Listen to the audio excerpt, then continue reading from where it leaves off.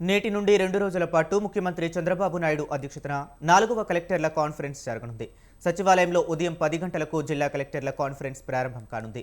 పౌర సేవలు, పథకాల అమలుపై జిల్లాల వారీగా జవాబుదారీతనం ఉండేలా ఈ కాన్ఫరెన్స్ నిర్వహించాలని సీఎం ఇప్పటికే ఆదేశించారు.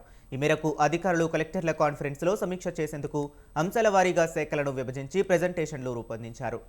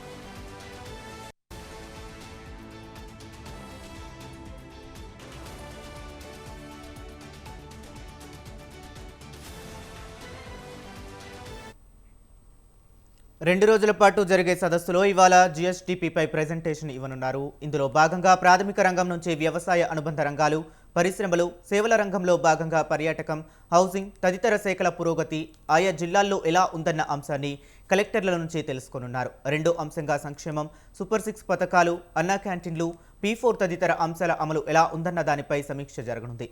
మూడో అంశంగా లాజిస్టిక్స్, మౌలిక సదుపాయాలు ప్రాజెక్టుల్లో భాగంగా రహదారులు, పోర్టులు, ఎయిర్పోర్ట్లు, హైవేలు, సాగునీటి ప్రాజెక్టులు, ఇంధనం తదితర అంశాల పురోగతిపై వివరాలను తెలుసుకోనున్నారు. నాలుగో అంశంగా Swachhandhra, circular economy, Panchayati Raj, municipal తదితర అంశాలపై ప్రెజెంటేషన్తో పాటు జిల్లాలో ప్రస్తుత పరిస్థితి ఏమిటన్న దానిపై కలెక్టర్ల నుంచి సీఎం వివరాలు అడిగి తెలుసుకోనున్నారు.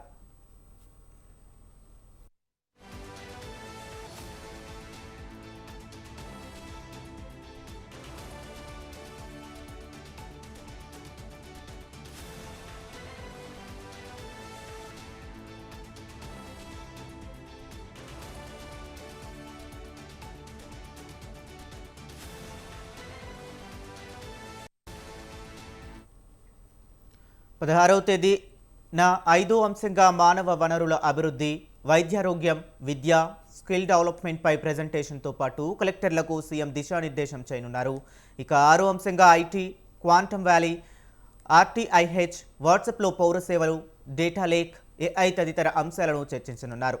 7వ కేటగిరీలో ఆదాయార్జన శాఖలైన రెవెన్యూ, భూములు, స్టాంపులు, రిజిస్ట్రేషన్, ఎక్సైజ్, వాణిజ్య పన్నులు, మైనింగ్, అటవీ, ట్రాన్స్పోర్ట్, మున్సిపల్, పంచాయతీరాజ్ శాఖలపై జిల్లాల వారీగా వివరాలు తెలుసుకోనున్నారు.